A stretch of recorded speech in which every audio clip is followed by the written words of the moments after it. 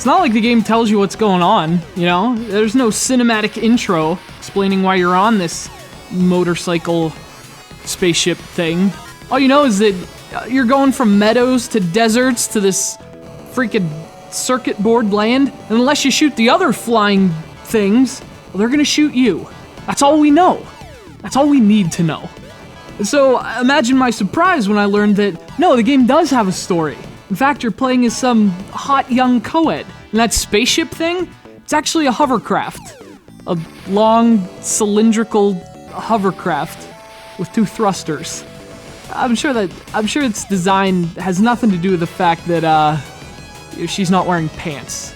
Hopefully there's a saddle. She should really be using protection.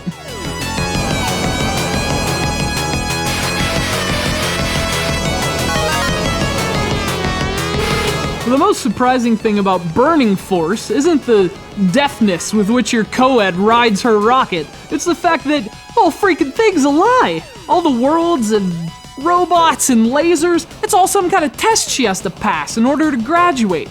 There's no crazy future war here, and finding that out before you play, it's like an M. Night Shyamalan movie in reverse.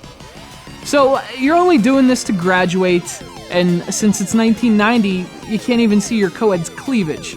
Not a great start for Burning Force, but surprisingly, the game does make up ground in other areas. The game's pretty much Space Harrier, the tribute album, as it's heavily inspired by Sega's groundbreaking shooter. It's also nowhere near as good, but it is a decent game in its own right. So her little test is 6 days long. That's just another way of saying the game has 6 worlds, each of which is divided into 3 levels. Some of them have you driving the hovercraft, others pull a Red Bull and give you wings, but across them all, the game's always on rails. So you steer, shoot what you can, and avoid what you can't.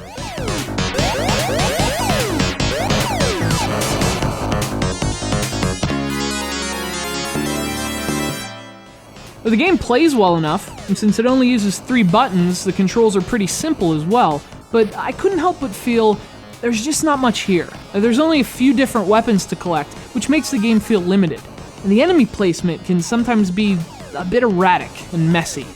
So it's far from a great game, but as an early Genesis release, I guess some of its problems are kind of understandable. So if you're really into Space Harrier, or even rail shooters in general, it's at least worth a try. Thanks to our pal Benjamin from New York for sending us Burning Force for the SEGA Genesis.